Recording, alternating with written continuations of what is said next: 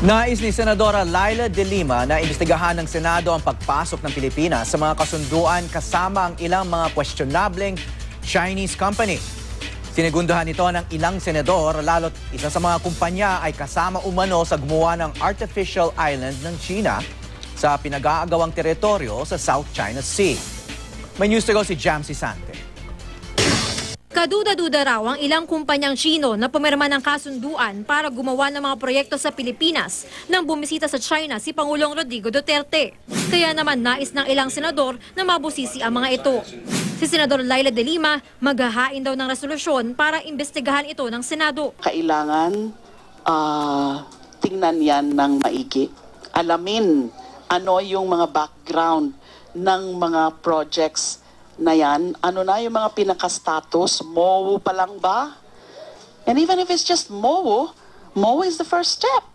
A Memorandum of Understanding is the first step towards the appropriate project. Kailangan busisiin ng husto po yan. Because, dyan din ang mga nagiging ugat ng mga corrupt practices. Maraming nagsasabi, investigasyon na naman. Pero habang may anomalya kasi, kailangan natin mag-imbestiga kasi pag pinalagpas mo yan, di lalalayan at hindi mo alam kung anong magiging damage niyan sa ating lipunan. So kailangan natin imbestigahan yan. Sa China, pumirma ang Pilipinas ng Memorandum of Understanding o MOU kasama ng China Road and Bridge Corporation o CRBC para sa isang feasibility study sa pagpapagawa ng Bonifacio Global City to NAIA segment ng Metro Manila Bus Rapid Transit Project. Dati nang nasangkot ang CRBC sa overpricing ng isang nakaraang proyekto dito rin sa Pilipinas, dahilan para ma-blacklist ito ng World Bank. Blacklisted na rin ang mother company ng CRBC na China Communications Construction Company o CCCC na pag-aari ng China. Ang isa pang subsidiary ng CCCC na China Harbor Engineering Company pumirma naman sa MOU para sa paggawa ng Davao Coastline and Port Development Project at Manila Harbor Center Reclamation Project.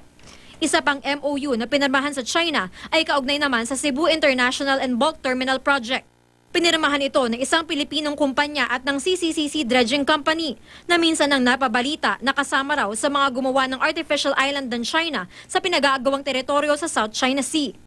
Noon lang sinabi ni Senador Ping Lacson na dapat imbestigahan ng Malacanang ang anyay nakakahiyang issue ng pagpasok ng Pilipinas sa mga kasunduan sa mga questionableng kumpanya. Si Senador Grace Poe, sinabi ring dapat isa publiko ng Malacanang ang detalye ng mga kasunduan alinsunod sa nilabas na polisiya ukol sa Freedom of Information. Jamsi Sante, GMA News.